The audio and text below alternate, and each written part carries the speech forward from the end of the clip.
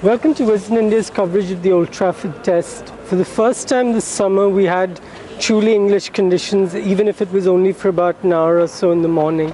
And what a difference those conditions made. Joining me is John Stern, editor-at-large of All Out Cricket. John, 13 balls was all it took to just rip the heart out of India's innings.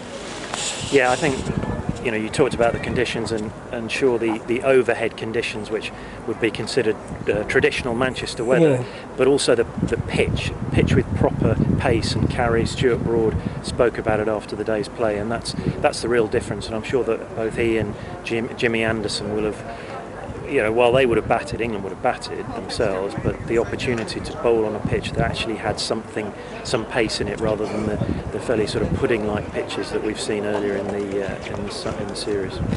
And I was just coming to the toss. I mean, you can't really find fault with Dhoni, can you? Because when they were out for the toss, there was bright sunshine. He went in, asked the openers to pad up, and they come out to grey skies. So, like you said, I think both teams would have batted first. Did you find anything wrong with the way India approached their batting, or?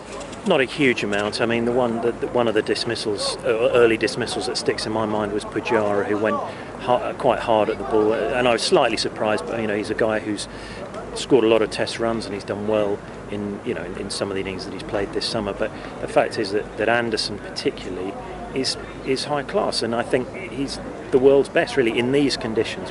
And he was swinging it both ways, really quite exaggeratedly. And on the radio commentary, the BBC radio commentary, they were talking about ex-seam bowlers talking about how difficult it is to swing a brand new ball both ways. Anderson talks about the seam position being the absolutely key, and he is a master of those arts. And so I think it's not India's fault entirely at all. Yeah, that's the thing, is that you look at the balls that Vijay and Kohli got, and like you said, because he swings it both ways, there's no way you can take a chance and just shoulder arms, can you? You have to play it if it's on off stump. And we saw other dismissals where on both sides, where players were shouldering arms and getting out late in the day. Sam Robson of England, who's struggling with it, knowing where his off stump is, and he's Aaron, I think it was, who's nipped a ball back and hit the top of off stump. So. What did you make of India's attack? Because obviously once they chose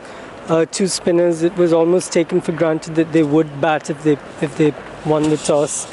What did you make of the bowling attack? Because Pankaj Singh is very new to Test cricket. Aaron's playing his first Test in nearly 3 years, and Bhuvneshwar's already had a long summer.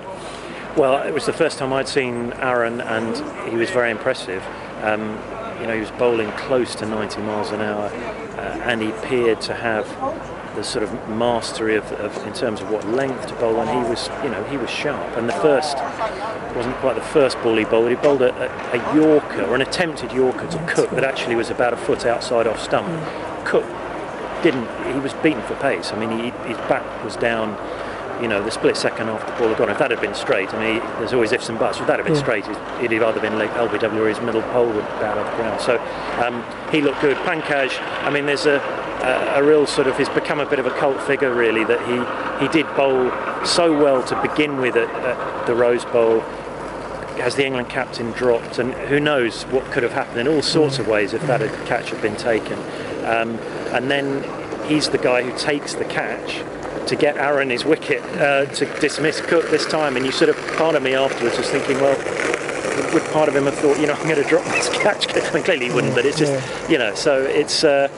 he's a decent bowler. England on their side have got Chris Wokes, who can't seem to take a wicket, and they're both decent bowlers. Clearly, you wonder perhaps whether they've got, either of them, that sort of devil, that just the knowledge that bowlers like Kumar or Anderson Broad, they kind of know when a batsman, they can sense weakness, and they take their wickets when they can take their wickets, as it were, rather than simply running up and putting it in the right areas, as the players say.